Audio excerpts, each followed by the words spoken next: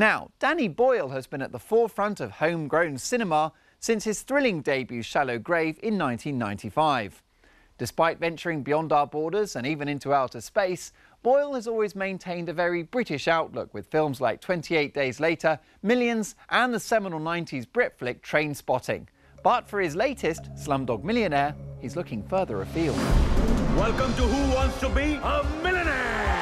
On the world's biggest game show, how does a boy from the slums know all the answers? Are you nervous? Am I nervous? Oh, yes. On an American $100 bill, Smile! there is a portrait of which American statesman? Behind every answer Benjamin Franklin. You're absolutely right! is another unforgettable story. Professors, doctors, lawyers never get beyond 16,000 rupees. He's on 10 million. Beyond anything you would believe. What a player! Get them! Remember, if you answer wrong, Let it go! you lose everything. Just like this. And I'm delighted to say that Danny Boyle is with me in the studio now. Hey Danny, how are you doing? Hey Mark, very good. Great to have you on 35 Mil. Can you tell me a bit about the story of Slumdog Millionaire?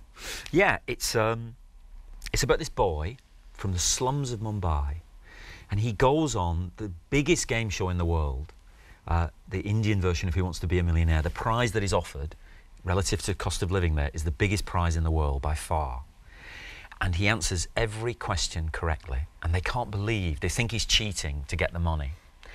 And he is hijacking the show, though not for the money. He has another reason entirely for being there and for answering all the questions. So do you feed off the fact that, you know, every new project that you embark upon is somehow an extraordinary, almost impossible challenge? Because Robert Altman was quoted as saying that his criterion for the next project was that he would look at it on paper and think, well, I don't think I know how to do that, so I'll do it.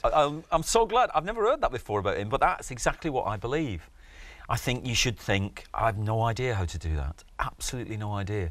And it takes you back to that first time you ever made a film, your first film, which is that you're so kind of innocent, naive, terrified and enthusiastic. That is the perfect place to be as a starting point, you know? So if it's a journey for you, then it's a journey for the audience. Yeah, I mean, and there's no way to create that artificially. You've genuinely got to be Danny Boyle on day one on the set, thinking, "Oh my God, I hope this isn't a step too far." Yeah, no, you have a little plan. You have a plan B because there's so much money involved and there's so many kind of like reports that have to be written and all that kind of stuff. But you never turn to it. I mean, you should never turn to it. And if you do have to turn to it, it's a sad day, really. You know, the backup plan, the conventional backup plan. Usually you should be on plan A, which is, let's see what happens, you know. Going to Mumbai with that kind of attitude is doubly useful, which you only find out when you get there, because the place does not respond to the control, to the regulation that plan B entails, which is conventional filmmaking. You can't get continuity, you can't get a repeat of a scene if you're going to work on location rather than in the studio, which is what we wanted to do.